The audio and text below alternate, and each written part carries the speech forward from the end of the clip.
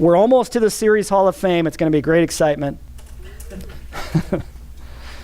But first, before we get to the series Hall of Fame, let's find one of its members in terms of a power series. Find the Maclaurin series for f of x equals cosine of x and determine the interval of convergence. So, all right, what's a Maclaurin series? I haven't written it out. So a generalized power series centered at A would be the sum n equals 0 to infinity, the nth derivative evaluated at A, divided by n factorial, times x minus a to the n. For a Maclaurin series, a equals 0. When you see Maclaurin, that just means a equals 0. So what does the series become? The sum n equals 0 to infinity, the nth derivative evaluated at 0, n factorial times x to the n. A little nicer to look at, right?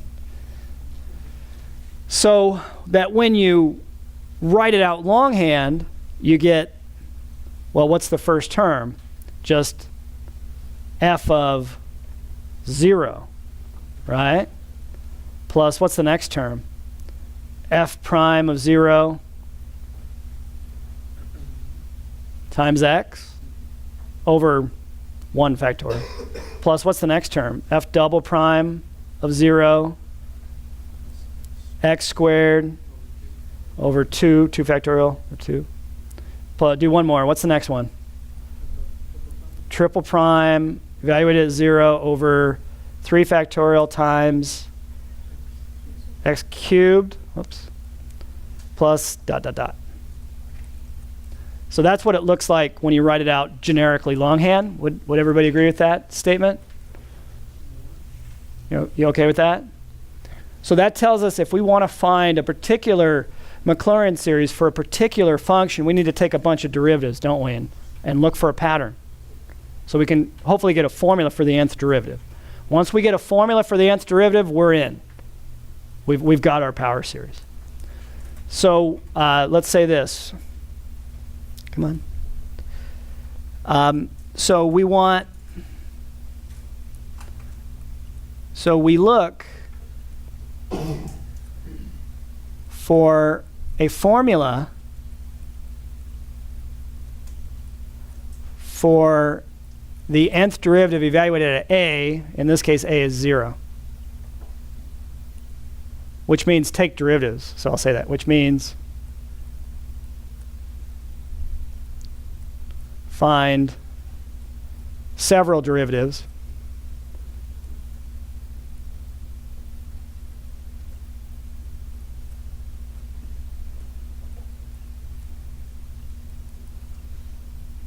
of f and look for a pattern. Or look for a formula, same thing. So what is f of x? Cosine of x. F prime of x is going to be negative sine x. F double prime? Negative cosine x.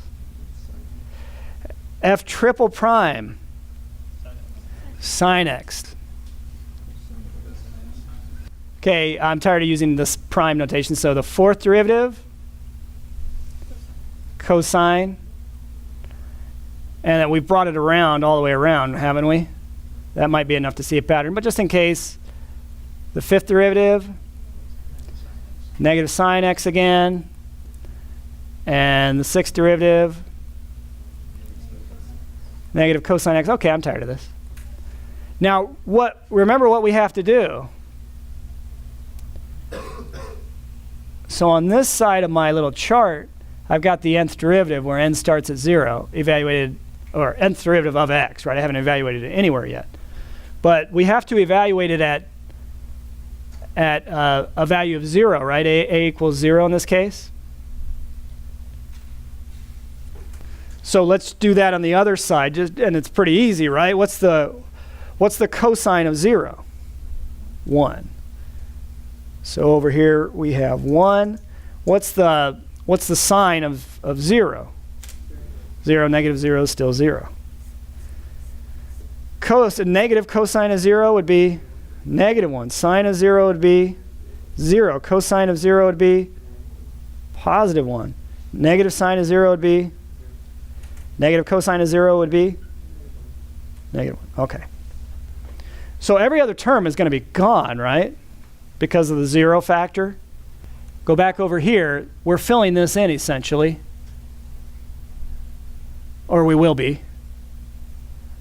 And you can see every other term is going to be 0 because every other term, once you evaluate it at 0, is 0. So like the f prime of 0, this term is gone. F prime of 0 times x is gone.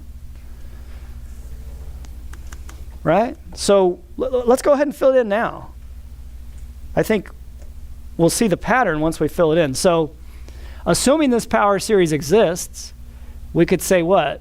If you write it out longhand, the cosine of x is equal to f of 0, which is, so I'm filling this in, you guys, f of 0, 1, right? F prime of 0 times x, 0. Plus f double prime of 0, first of all, what is that? Negative 1 over 2 times x squared. So how about just minus x squared over 2? Does everybody see that? So that's for this one. You know, in fact, just since it's the first time we've ever done it, let me go ahead and let me put a copy of this formula down here so you guys can really compare it. Whoops, let's try that. Might be faster just to write it again. But I like copying and pasting, damn it. I mean, darn it. Keep it rated G. Erase. Okay. And then just so we can really compare it, this term is the negative x squared over 2 factorial, just 2, right? Then what's this term going to be? 0. And then, okay, well, the next term is going to be what? Positive or negative?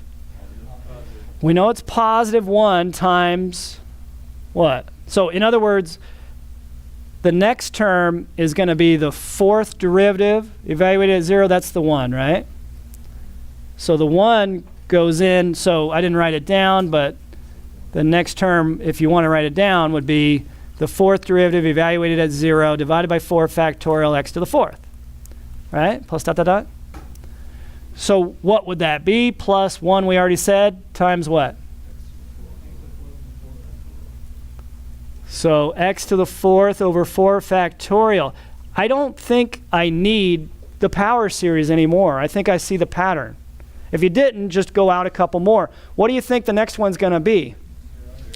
0. But then the next one?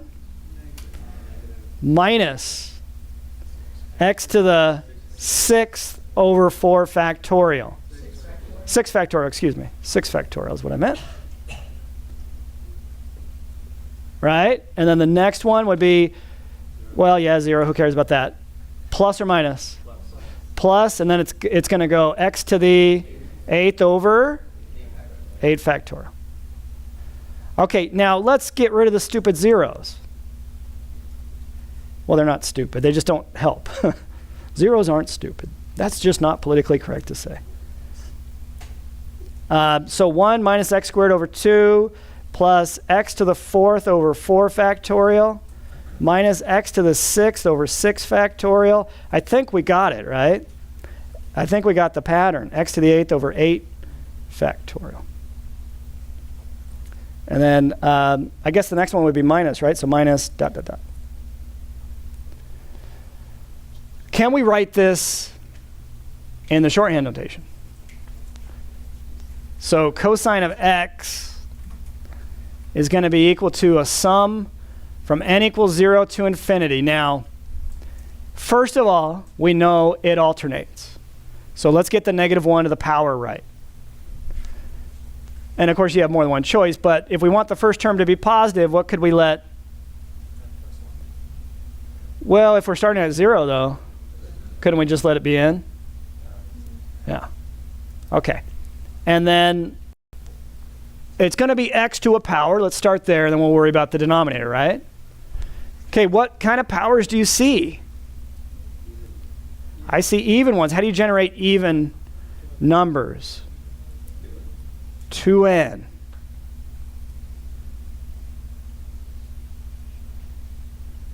And then what are we going to end up dividing by?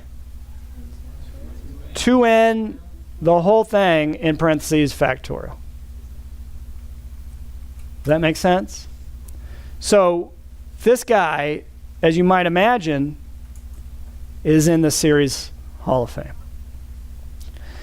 Now, I'm not going to quite follow my own directions because you've seen so many of these by now. You could use the ratio test to show that this converges for all x.